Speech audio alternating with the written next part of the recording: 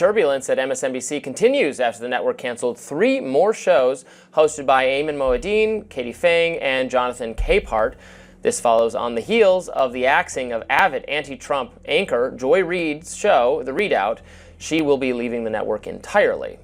We've laid out the stakes in this crucial election, where one side stands for freedom while the other meets the textbook definition of fascism, namely a far-right dictatorial regime like Hitler's Germany or Franco's Spain or Mussolini's Italy. So over the weekend, MSNBC canceled Joy Reid's TV show. And according to the network, all of her wigs were quickly released back into the wild. There they go. When asked about her future plans, Ms. Reid claims she plans on spending more time with her family, accusing her relatives of racism. I just love running into y'all in the airport, on these streets, and on social media. I could not love or appreciate you more. Thank you for holding us down. Almost 5 years. We are a toddler, and we out in these streets in this world, and we are not going to stop. That is tonight's Readout. And while rumors had started circulating over the weekend, it was just earlier that day that MSNBC's new president, as of earlier this year, Rebecca Coulter, announced the show would be ending and Reid would be exiting the network. Coulter wrote in a February 24th statement to staff obtained by People magazine, "Joy Reid is leaving the network, and we thank her for her countless contributions over the years. Her work has been recognized with several esteemed honors, including most recently the 2025 NAACP Image Award for Outstanding News Series." Hi guys, welcome back to the channel. So I'm sure you've heard the news by now. I'm sure you've reveled in the news that Joy Reid is out. So I wanted to react to the news that many people are celebrating. I would say most people are probably celebrating. Many people said good riddance, and for good reason. Now, I initially saw the video of her crying on camera, and of course initially I'm like, oh, I don't like to see anybody cry. But when I heard what she said, I thought, wow, she hasn't changed. She hasn't changed one bit, and there isn't an ounce of humility there. So no, I don't feel sorry for her, and I'm gonna break it down as to why many people don't feel sorry for her. My show had value, and that that what I was doing had value. And in the end, I try not to cry on TV. And this is kind of like me on TV, so I apologize. And that it mattered. I see Karen is there, and she's been texting me as well. And so what I will just say is that in the end, thank you. Where I land is that the moment of guilt that I felt, that I went hard on so many issues, whether it was the Black Lives Matter issues of a young baby or a mom or a dad that was killed, or when we opened up people's eyes to the fact that Asian Americans were being targeted and not just Black folks, or went hard for immigrants who've done nothing but come to this country like my parents did. So she calls it looking out for people who have been killed, who have suffered a loss. But the reality is she was nothing but a race baiter. She incited racial hatred towards whites. Thing about both white vigilantism and white tears, particularly male white tears, really white tears in general, because that's what Karens are, right? They Karen out, and then as soon as they get caught, it's like, Green Waterworks. White men can get away with that too, and it has the same effect. My show had value. She pushed this idea of Black people being victims, perpetual victims, and she cosplayed as a Black American who is a descendant of slaves, when she is the daughter of immigrants. The way she was talking about reparations and all of that, you would think she had a history similar to that of Black Americans. But no, she was just race baiting. She was just shilling for the Democratic Party. You forgot all about reparations, by the way. When it came to getting votes, they were happy to get your votes. But when it came down to it, there were no reparations to be found. If anything, the reparations went to illegal immigrants. She didn't seem to have much sympathy for the Asian Americans who spoke about being victims of DEI, being denied places in colleges, top colleges with top grades, simply because they were Asian. Most people know by now or believe, based on her actions and her words, that she is an outright racist. She's pushed the idea that it's perfectly okay to be racist towards certain groups. Let's not forget her flip-flopping. Whatever suited the narrative, that's what she would go with. People like Nicki Minaj, I have to say this. You have a platform, sister, that is 22 million followers. Okay, I have 2 million followers. You have 22 million followers on Twitter. For you to use your platform to encourage our community to not protect themselves and save their lives, my God, sister, you could do better than that. You got that platform. It's a blessing. It's a blessing that you got that people listen to you. And they listen to you more than they listen to me. For you to use your platform to put people in the position of dying from a disease they don't have to die from, oh my God, as a fan, as a hip hop fan, as somebody who was your fan, I'm so sad that you did that. So sad that you did that, sister. Oh my God. I understand the hesitancy and wanted. I mean, listen, I was hesitant when Donald Trump was out there controlling the CDC and controlling the FDA and manipulating them and making them put out falsehoods. Anybody rational was hesitant. But the reality is now what I really fear is more masses of people dying. 666,000 people have died, and disproportionately they look like you and me. When Trump survived an attempted assassination, did this woman let up? Did she let up one bit? No. She doubled down on her rhetoric. References to him being Hitler, Nazis, and all of these ridiculous, absurd claims that she attributed towards Trump and Trump supporters. Let's not forget, Trump supporters were shot as well, and one lost their life. But yet she was still inciting violence towards Trump and Trump supporters, which turned out to be the majority of people in this country. Most of what she said wasn't even rooted in fact. I can't even think of who her core audience were, except for the Trump deranged. Or went hard for immigrants who've done nothing but come to this country like my parents did and try to make a life and defended them. No. You push for open borders without any thought to the people who have been victims of open borders, with no thought for Laken Riley and Laken Riley's grieving family, no thought for the women who lost their lives at the hands of people who shouldn't even be here, violent criminals who shouldn't even be here. She gave no thought for those people while she pushed for open borders regardless of the consequences. What the president is doing that is subversive to the Constitution, that is injurious to our liberty, defending books that people find inconvenient, that Nicole Hannah-Jones put into our spirit, that we need to understand 1619 as the real founding of this country. This woman sat there and gaslit the founder of Mums of Liberty and told her that because she doesn't recall the author's name offhand, that her argument was invalid. She defended the indefensible over and over again. What is the expertise that you have and other Moms for Liberty advocates have to decide that a book, an award-winning book like All Boys Aren't Blue, isn't appropriate for students to read? What is your expertise? What a tragic story of a young man who's anally raped by his adult family member. So you have incest, pedophilia. Joy, you said you'd let me answer, so I'm going to answer Please for you. In what context is a strap-on dildo acceptable for public school? That's my question to you. Tell me what the context around the strap-on dildo or the rape of a minor child by a teacher. Hold on a second. No, we're talking about public school. One moment. All right. So sick and disgusting that she would defend that, especially when it comes to children.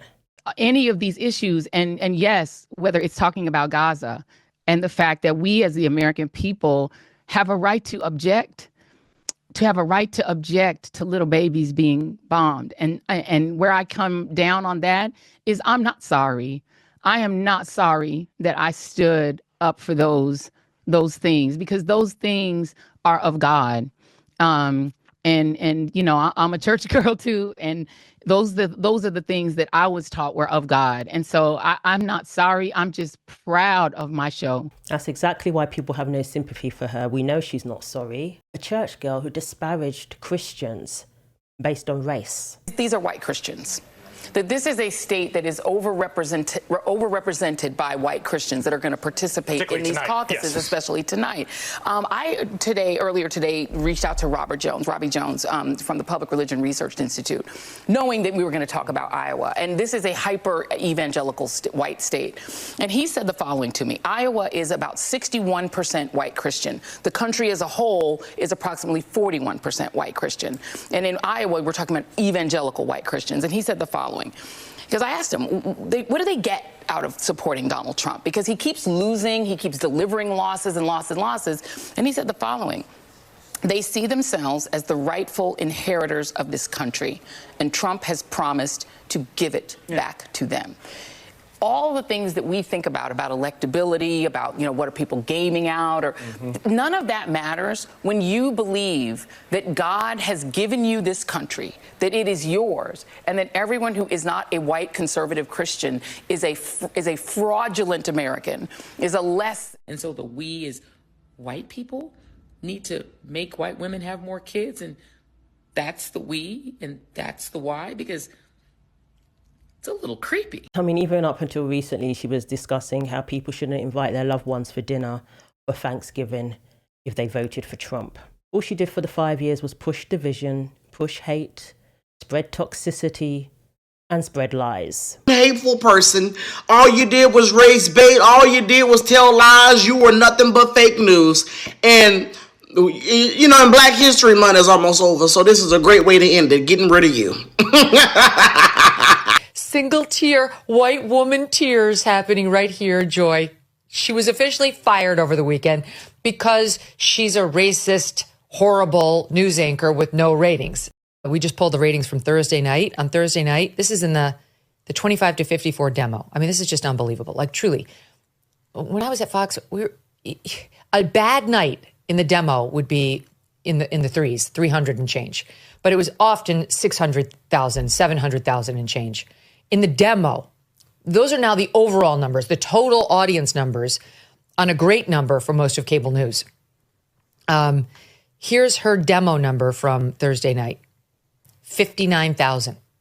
She was 4,000 away from Slashy's, which is, 9,000, which is 50,000. She was 59,000. That's what she got in the overall demo. She lost to her competitor on CNN, who had 104,000, lost to Laura Ingraham, who had 389,000, lost the whole ratings race inside MSNBC, where their great white hope, Jen Psaki, who's taking over now at 9. This is all part of a reshuffling. She got 65,000 in the key demo. 65. That's okay. That's their future. Rachel Maddow, she's their big star for $30 million a year. All you have to pull is 144,000 in the demo. These people are just glorified YouTubers. And there's a reason why nobody is watching them. People ain't buying it anymore. People aren't falling for their foolishness and their lies and propaganda. And nobody's going to tune into something to be insulted, to be disparaged, to even be dehumanized. Nobody's going to tune into something that is attacking who they are, how they were born. You can't help what race you were born. Nobody wants to tune into something and be called Hitler, be called a fascist. So one person who is defending Joy and calling out Megyn Kelly for her faults on Joy Reid being fired is Don Lemon. So let me just say to Megyn Kelly, in my 30-some years as a journalist and my 50-some years as a person of color, go f*** yourself. Okay? I usually don't like to talk about her because she's one of those people, she thrives on it. She has built the second part of her career on being a troll. So this is what Megyn Kelly said about Joy Reid, right? And remember, Joy Reid is a woman, Megyn Kelly's a woman. She's supposed to be all about women and, supports women. Okay, so this is what she said. Remember when Joy Reid laughingly mocked white women tears as pathetic and offensive to her? Who's crying now, Joy? Good riddance to the absolute worst person on television, and shame on NBC for letting it go on this long. And she has she is an axe to grind when it comes to MSNBC. And also, this whole, she's racist, right? It's just, I'm going to give you the evidence. supposedly learned from it, and then spent every day after apologizing for it and being fired for it, then spent every day proving the point that she is a racist. And not very supportive of women. If you look, all you have to do, the evidence is in her Google search and what she says about women and how she calls them out all the time. The worst person. No, Megyn Kelly, the worst person on television was fired from NBC in the Today Show a few years ago, and that's Megyn Kelly. That's the worst person who's not on television anymore. Okay. Joy Reid, this is your future. Unless you learn from his mistakes. I'm sure this is very triggering to Don, since he experienced a similar fall from grace. But if you are given another opportunity, such as a show on X, exclusive deal with Elon Musk, perhaps you shouldn't mess it up. We do love dissenting views. We welcome them. It's important to not be in an echo chamber. But Don clearly didn't think so. He was so Musk deranged that he blew probably the best offer he was ever going to get since being fired from CNN. So Joy Reid might want to take note. Don't be a Don Lemon. In all of the jobs I have had, in all of the years I have been alive, there is no colleague for whom I have had more affection and more respect than Joy Reid. I love everything about her.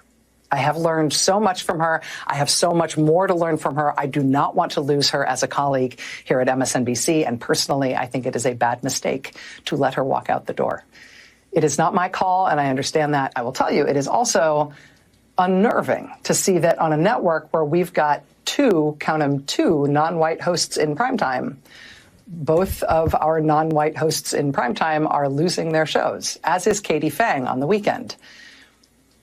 And that feels worse than bad, no matter who replaces them. That feels indefensible, and I do not defend it. You know, I actually thought it was to her credit when she called them out at NBC when they were lying about not having the Harvey Weinstein story knocked down. That was one thing. But just getting on to randomly disagree with their decisions and accuse them of racism because you would have come to a different conclusion, she should be fired. They won't fire her because, I don't say the P word, but they are a bunch of Ps. So I don't think anybody is sorry. I don't think anybody cares. People weren't watching anyway, and NBC are well aware of that. And perhaps the next person to get fired would be Rachel Maddow. Who knows? So let me know what you think. Thanks for watching. Like, comment, and subscribe. Take care of yourselves, and God willing, I will see you in the next video.